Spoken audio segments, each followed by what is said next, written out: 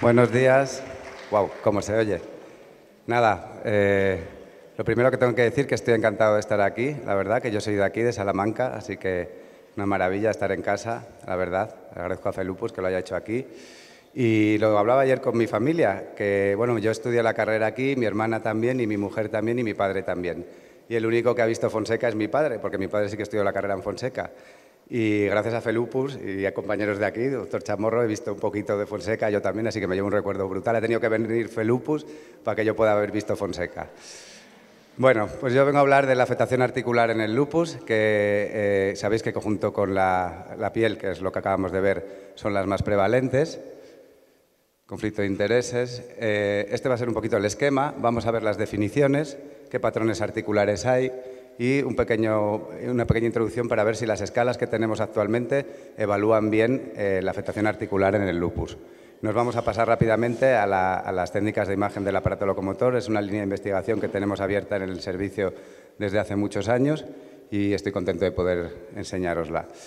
Lo más importante en la afectación articular, el desafío que tenemos los médicos cada día, sobre todo en pacientes con mayores de 50 años, es diferenciar entre artrosis y artritis, ¿vale? El lupus da artritis, que es inflamatoria, y la artrosis, que también es muy parecida, es degenerativa. La artrosis tiene un curso más lento y la artritis es, pues ya sabéis todos cómo es. Pero ese es el gran desafío, porque a veces, como la artritis del lupus no es como la de la artritis reumatoide, que no es de tanta inflamación, pues a veces es más sutil y es difícil a veces diferenciar entre unas cosas y otras. Sabéis que es una de las más prevalentes, afectando al 70-95% de los pacientes, 60% en brote lúpico, a la mitad de los pacientes como primera manifestación. Esto se cumple en las grandes cortes, por ejemplo, en la de RLSER, la artritis estaba presente en el 80% de los pacientes. Hay varias definiciones. Lo que es más frecuente que tengáis, y por eso tenéis dolor, es la artralgia inflamatoria, que es migratoria. La artritis siempre se ha definido como no erosiva. ¿Y esto qué significa? Significa que cuando hacemos una radiografía a los pacientes con lupus en las manos o en cualquier otra articulación, en la placa, en la radiografía no vemos erosiones. Veréis que ahora en resonancia en los últimos años estamos encontrando erosiones y no sabemos si estas erosiones van a tener mucha repercusión o no. Pero en los libros hasta ahora se había definido como no deformante y no erosiva.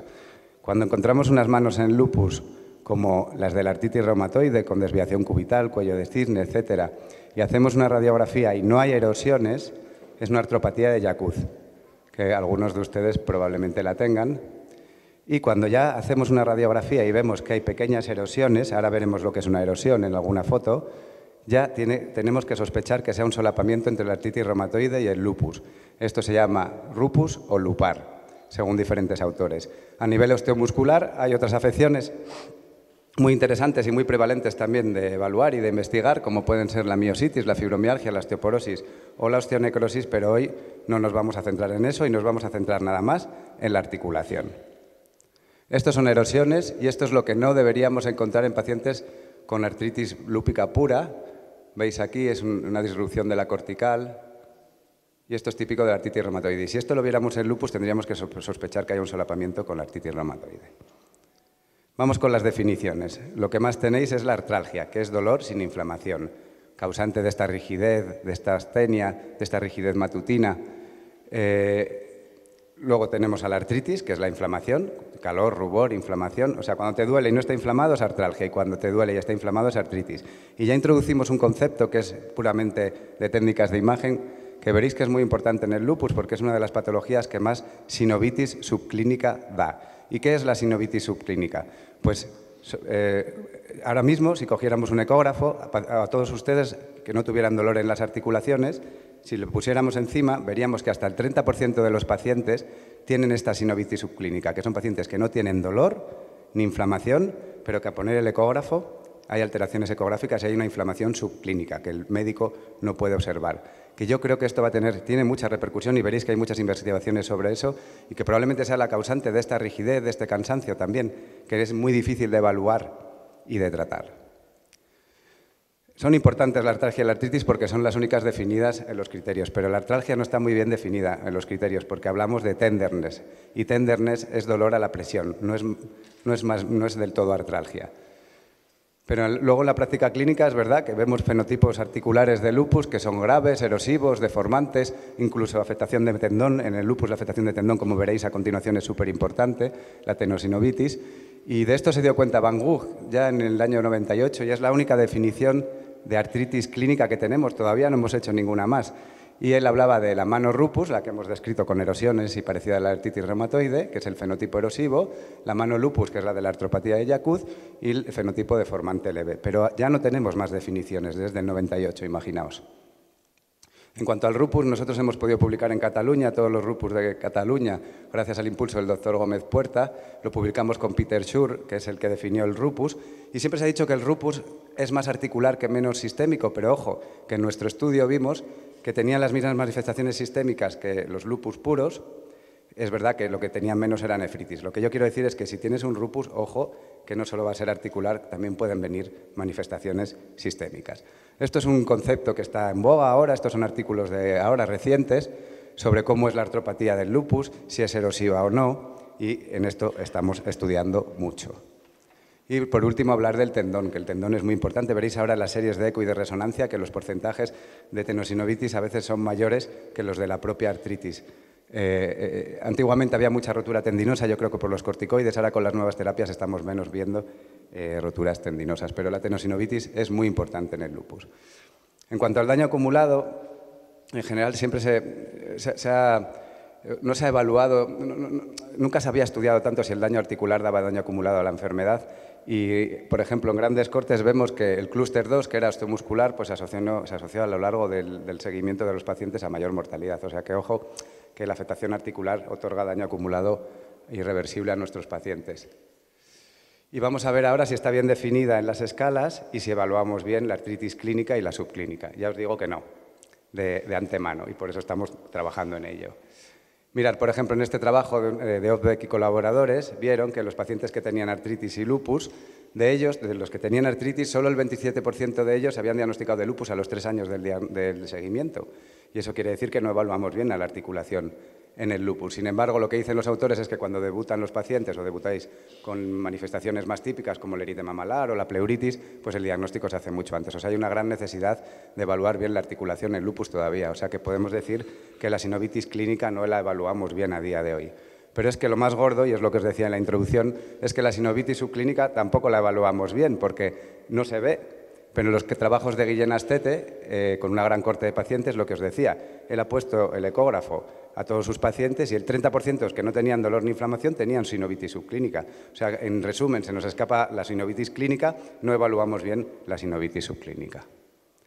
Es más, esta sinovitis subclínica el doctor Astete la ha seguido y ha visto que estos pacientes que tenían esas alteraciones, después en el seguimiento, han hecho más brotes de artritis, han utilizado más terapia inmunosupresora para la artritis, como el metotrexato, la hidroxicloroquina, etcétera, ¿vale? O sea que esto de la sinovitis subclínica habría que investigarlo un poquito mejor. Y en cuanto a la definición en las escalas, veréis que tampoco está demasiado bien definido el dominio osteomuscular. Vamos a ser un poco breves en esto porque no quiero meteros mucho rollo, pero por ejemplo en el SLEDAI, que ya sabéis que es la escala para evaluar actividad en el lupus, se define la artritis como mayor o igual a 2 articulaciones con signos de inflamación y, por ejemplo, dolor a la presión, derrame, inflamación, perdón, y derrame. Y aquí salen muchas preguntas, ¿no? ¿Y si te duele y no está inflamado no puntúa? ¿Y si está inflamado y no te duele no puntúa? Y tiene grandes problemas el SLEDAI, porque claro, mayor o igual a 2, imaginaos, tú tienes 13 articulaciones inflamadas, te dan corticoides y se te quedan en 4. Claro, sigue puntuando 2 puntos en el SLEDAI, o sea que la temporalidad y la severabilidad no está bien recogida en el SLEDAI. Además, no contempla la artralgia, porque contempla tenderness, que no es lo mismo que artralgia, y no incluye el tendón. Y veréis en las series que hasta el 50-60% de los pacientes van a tener tenosinovitis. O sea que el SLEDAI en la parte articular no evalúa bien el dominio articular. Tenemos otras escalas que evalúan un poquito mejor la afectación articular, como pueden ser el VILAG o el SLDAS, pero tienen también problemas porque el VILAG también está definido como mayor o igual a 2 articulaciones, así que es igual 13 que 3, pero sí que contempla tendonoartralgia, y el SLDAS ha metido el término swollen, que es inflamación, pero el painful no, o sea que también mira mejor el cambio, pero no del todo, y tampoco incluye tendón ni artralgia. Tampoco tenemos incluidas un score que haya valoración global del paciente o del médico o parámetros analíticos. En resumen, no tenemos una escala articular, como por ejemplo la artritis reumatoide, que es el DAS28, para evaluar la articulación en el lupus a día de hoy. Y esto nos plantea problemas, porque cuando queremos publicar trabajos en donde evaluamos la articulación, evidentemente tenemos que utilizar la escala de la artritis reumatoide y es lo que decimos en los artículos. Bueno, pues como en el lupus no tenemos una escala validada y nos vamos referenciando unos a otros, ¿no? Este grupo es muy emergente, italiano, Ceccarelli, Filippucci, vamos diciendo, bueno, pues como también utilizaron los compañeros, hemos utilizado la escala de la artritis reumatoide y yo creo que ya es hora de que creemos un score para la artritis del lupus. Nos pasa igual en resonancia, como veréis a continuación. También incorporamos en resonancia y en ecografía las escalas que utilizamos en la artritis reumatoide, el OMERACT y el RAMRIS. Tampoco tenemos escalas en ecografía ni en resonancia para el lupus a día de hoy. ¿Y por qué es importante evaluar bien la articulación en el lupus? Lo primero, porque tenéis dolor, evidentemente. Esto da dolor, rigidez, fatiga. Esto da peor calidad de vida a nuestros pacientes. Este es el punto fundamental y por eso estamos todos aquí, evidentemente. Pero es que también evaluarla bien cuenta como criterio clasificatorio, entonces un diagnóstico precoz, tratamiento precoz, evitar el daño acumulado, etcétera, ¿vale? Y ya veis, está incluida en todos los criterios y en los últimos puntúa 6 puntos, o sea que casi con artritis y un poquito más tendríamos el diagnóstico de lupus. Vamos a las técnicas de imagen ya rápidamente y en ecografía lo que tengo que decir es que ya está todo inventado, hay miles de series, un montón de publicaciones y os voy a dar 3 pinceladas para no extenderme demasiado. Los primeros trabajos vienen de Ana María Llocnoco, que es la presidenta actual de EULAR, me parece, y es de la Universidad de La Sapienza, trabajos antiguos. Y los porcentajes de los hallazgos que encontraban así muy resumidos es que el 42% tenían artritis, sobre todo en muñecas, pero mirar, el 44% tenían afectación de tendón. Y ahí es cuando se empezó a destapar que, ojo, con el tendón en el lupus. Y el gran problema de bueno, aparte de tenosinovitis también hay dislocación tendinosa, peritendinitis, bueno, el tendón es muy importante en el lupus. Y el gran problema de la ecografía es eso, la gran variabilidad. Fijaos, en el último review que ha salido hablan de Doppler, que es cuando ponemos el ecógrafo y aparece un color rojo, que es como que hay calor, hiperemia, inflamación, ¿vale? Y es del 5 al 82%. Claro, hablar de una variabilidad del 5 al 82% es como contar poca cosa. Y en cuanto a la tenosinovitis, 28,65 y erosiones 2,41%. Claro. El problema de los estudios de ecografía es que los diseños son diferentes, no es lo mismo incluir pacientes con dolor o inflamación o asintomáticos y hay mucha variabilidad. Es el problema de la eco, que es magnífica para intentar evaluar precozmente a los pacientes y es barata y no irradia y es accesible, pero el problema que tiene es que es muy operador dependiente. Es muy operador dependiente, esto da mucha variabilidad. Quien te la haga, depende mucho de quien te la haga y esto, evidentemente, para los estudios no es bueno. Nuestra pequeña aportación al mundo de la ecografía fue el primer paper de la tesis de la doctora Corzo, que yo tuve la suerte de ser el director, y publicamos uno de los primeros papers en donde predecíamos que los hallazgos ecográficos pueden dar un peor resultado en los pacientes. Entonces, metimos 18 casos que eran pacientes que tenían alteraciones ecográficas basales y dolor en manos, los comparamos con 17 controles que eran pacientes sin inflamación ni alteraciones ecográficas ni dolor, los seguimos 6 años y vimos que los que tenían alteraciones ecográficas basales habían tenido más brotes y habían utilizado más hidroxicloroquina y más metotrexato, que son terapias para la articulación. Entonces, ojo, que si el primer día que te evalúan con una articulación tienes afectación articular, esto puede significar que en tu seguimiento vas a tener, o sea, que puede tener un gran papel predictor. El mundo de la ecografía está tan avanzado que ahora los estudios más avanzados son los de la corte multicéntrica británica de Paul Emery, Vital, etcétera, profesor da Cruz, en donde ya están utilizando la ecografía para evaluar la respuesta del tratamiento a los pacientes. En este trabajo hacían una ecografía basal a todos sus pacientes, a 133, y luego les daban corticoides. Y lo que vieron en el seguimiento es que los pacientes que tenían alteraciones ecográficas basales respondían mejor al tratamiento. Y la conclusión de este trabajo es, ¿por qué no metemos a la eco ya en los ensayos clínicos para saber qué pacientes van a responder o no en el dominio articular? Por ejemplo, porque en el SRI el dominio articular es el que más pesa, porque es el más prevalente. Y esto lo dicen en este artículo que ha salido hace nada, un mes, en donde el doctor Vital y sus compañeros quieren redefinir la definición de la parte articular del SLEDAI, bajando el DINTEN a una articulación y evaluando, incorporando la artralgia, al dolor inflamatorio que tenéis, también como criterio. Y esto va a hacer que tenga más sensibilidad. Seguirá teniendo un problema de temporalidad, porque 13 articulaciones eran igual que 3. Pero bueno, ahí estamos. Parece que con esto habrá más sensibilidad. Y ya está tan avanzado que ellos proponen incluso un score para evaluar articulación en el lupus, parecido al DAS28 de la artritis reumatoide, en donde ponen el VILAG, el SLEDAI, parámetros analíticos y la ecografía. Y esto se publicó en este pasado Congreso Americano. Creo que se llama el índice Lambda, me parece, ¿no? Creo que sí, un score Lambda. O sea, está muy avanzado el mundo de la ecografía. El mundo de la resonancia está muchísimo menos avanzado, como podréis ver a continuación. Nosotros, cuando llegamos a investigar esto, el grupo emergente era el de Mosca y colaboradores, habían hecho un review, pero nos dimos cuenta que, en general, los trabajos de resonancia no excluían a los pacientes con lupus, que como están solapados con la artritis reumatoide tienen más inflamación y más articulaciones, y los pacientes con Yacuz. Entonces, para evaluar la artritis pura del lupus no se habían excluido. Y el problema de los trabajos yo creo, de la doctora Mosca es que los controles sanos tenían un 98% de erosiones en el carpo y eran pacientes sanos. No sé si es que eran albañiles o no sé. Bueno, quiero decir, esto nos impactó bastante porque el 98% en resonancia es demasiado, bajo mi punto de vista.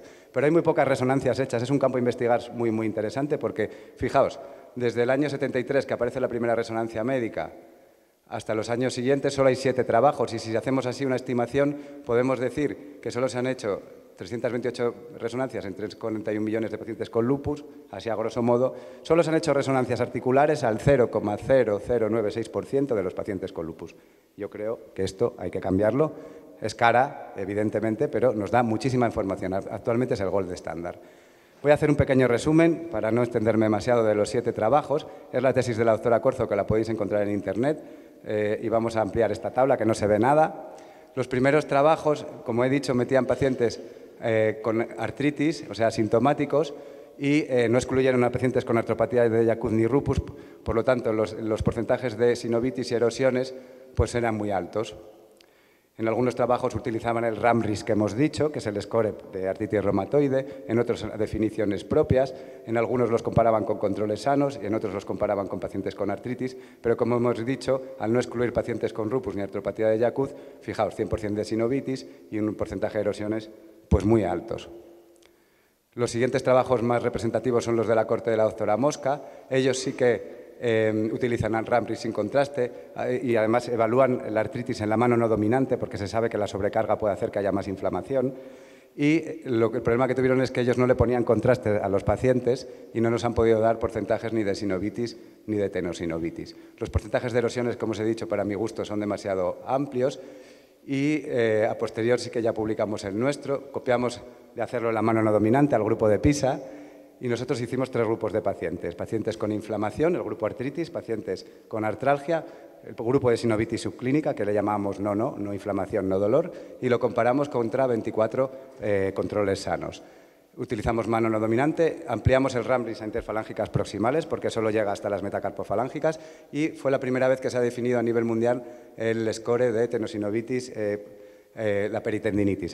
Modificamos el tenosinovitis score system y porque hemos definido por primera vez lo que es la peritendinitis por resonancia, que ya se había definido en ecografía. El porcentaje de sinovitis es del 64%, de erosiones del 54%, que yo creo que es un poco más realista, y un edema óseo del 29%. Y luego, en cuanto a la tenosinovitis, es muy curioso. Como solo hay 7 trabajos, no sabemos bien si es más prevalente la de extensores que la de flexores. Fijaos en la tabla, a nosotros nos salieron más flexores, pero si vais para atrás, veis que también hay extensores. O sea, falta mucho por investigar. Bueno, no me quiero extender demasiado, solo encontramos 25% de erosiones en sujetos sanos. Había mucha sinovitis subclínica. Imaginaos, los pacientes que no tenían dolor ni inflamación tenían hasta el 45% sinovitis en la resonancia. Definimos por primera vez peritendinitis y algo muy diferencial en cuanto a los sujetos sanos, porque fijaos, los sujetos sanos, que es la más clarita, tenían sinovitis, porque esto pasa, y tenían erosiones, no el 100%, tenían el 25%, pero algo muy diferencial que encontramos fue el edema óseo. El edema óseo solo había en pacientes con lupus, no en sujetos sanos. Esto lo pudimos hacer gracias a un ISS, que es una beca internacional de GSK.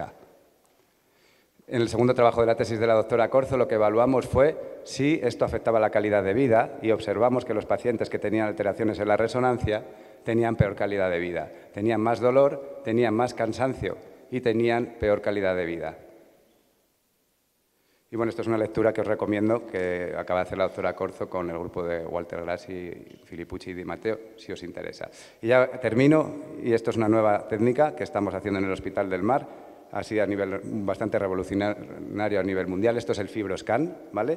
El FibroScan es una técnica que lo que evalúa es la fibrosis hepática y lo hemos empezado a evaluar para evaluar la sinovitis articular. Son los primeros trabajos que se están haciendo a nivel mundial. Es la misma máquina, es un ecógrafo que puedes poner la sonda del FibroScan y el software del FibroScan, ¿vale? Esto se había utilizado mucho en cirrosis hepática, en tiroides y en mama. Y es la primera vez que lo estamos incorporando en sinovitis articular, como veréis, con unos resultados espectaculares. Es la tesis de un radiólogo de mi hospital, el doctor Marsico, que yo también soy el director, por suerte. Y es una técnica que no es invasiva. Utilizamos ondas de radio. Lo que queremos mirar es la rigidez y elasticidad de los tejidos. La sonda se tiene que poner perpendicular, nos da un número y eso es lo que quita. Eso, claro, todo el mundo está encantado porque ya la variabilidad intraoperador desaparece porque nos dan kilopascales, es una técnica cuantitativa, podemos investigar con números, entonces quita toda la variabilidad entre las diferentes evaluaciones. Blando es azul y duro es rojo y veréis, bueno, hemos escrito el primer libro ahora a nivel mundial de elastografía musculoesquelética y hemos validado la técnica en la Revista Española de Radiología. No eran pacientes con lupus para validar la técnica, eran pacientes con todo tipo de artropatía, pues, o artritis reumatoide, polimialgia reumática, lupus. Y lo que observamos, aquí validamos la técnica y vimos que los casos tenían más kilopascales que los controles y pusimos los grados por primera vez. Básicamente, el primer grado es de 0 a 30 kilopascales, el segundo de 30 a 60, el tercero de 60 a 90 y después ya el grado 4. Yo pido una ecografía y una elastografía y si el valor es menor de 30, o es artrosis o es un derrame fisiológico. Y esto en la práctica clínica es brutal, porque ya sé que ese paciente no tiene artritis. Estas son las imágenes. Rojo, mucha rigidez, azul, poca rigidez. Mirar, 34 kilopascales en un paciente con lupus. Esto es una artritis seronegativa, 45. Ya nos atrevimos, después de validar la técnica, a aplicarlo en la corte de pacientes con lupus del Hospital del Mar. Fue una comunicación oral en el pasado EULAR y acabamos de publicar, hace un mes también, en la Revista Europea de Radiología. Estoy encantado de la vida porque para un reumatólogo publicar en revistas de radiología es brutal y hicimos los mismos grupos que en la tesis de la doctora Corzo, 4 grupos. El primero, dolor e inflamación, artritis, el segundo, artralgia, el tercero, sinovitis subclínica y lo comparamos con 20 controles sanos. Aquí había 20, 20 y 20. 20 artritis, 20 artralgia. Y lo que nos salió fue que los pacientes con lupus, frente a los controles sanos, tenían más kilopascales en las articulaciones donde el lupus hace artritis. Radiocubital, radiocarpiana, cubitocarpiana y metacarpofalángicas. Además, vimos que los pacientes que tenían Doppler tenían peor daño acumulado, como habíamos hablado previamente. Veis aquí más imágenes, 44 kilopascales, y esta es la señal Doppler de la eco. No eran pacientes, les hacíamos primero una ecografía normal y luego les hacíamos ya la elastografía. Bueno, ya para terminar, decir que también hemos hecho avances en el algoritmo terapéutico, que están se publicó en el 21, muy a favor de cómo acaban de salir las nuevas, concuerdan mucho con las guías de ACR de 2025 del algoritmo terapéutico. Hemos hecho cursos nacionales de patología osteomuscular y de técnicas de imagen. El primero fue en el Mar, en el Hospital del Mar, el segundo en el Congreso Nacional. Este año no vamos a hacer porque vamos a descansar un poquito, aunque sí que va a haber mesa de osteomuscular en el Congreso Lupus de León y hemos invitado al doctor Vital para que nos ilustre con sus nuevos hallazgos y, bueno, yo creo que estará bien. ¿Y el futuro cuál va a ser? Pues el futuro ahora mismo lo que vamos a hacer es un score mundial de resonancia. Lo siguiente que vamos a hacer también es intentar hacer un score articular para el lupus y nos acaban de dar una beca de AstraZeneca, agradecer siempre a la industria, claro, si no, no podríamos investigar, para comparar la sensibilidad y especificidad entre la elastografía y la resonancia. Y ya no me entretengo más. Las conclusiones son que la patología osteomuscular y osteoarticular en el lupus es muy prevalente y que no está todavía bien estudiada, que esto es muy importante para nuestros pacientes porque evaluarla bien nos dará un diagnóstico precoz, un tratamiento precoz, una mejor calidad de vida y evitar el daño acumulado y atención a la sinovitis subclínica, que yo estoy seguro que es la que otorga mucha rigidez y cansancio y es la que no sabemos evaluar bien de momento a día de hoy. Nada más. Muchísimas gracias.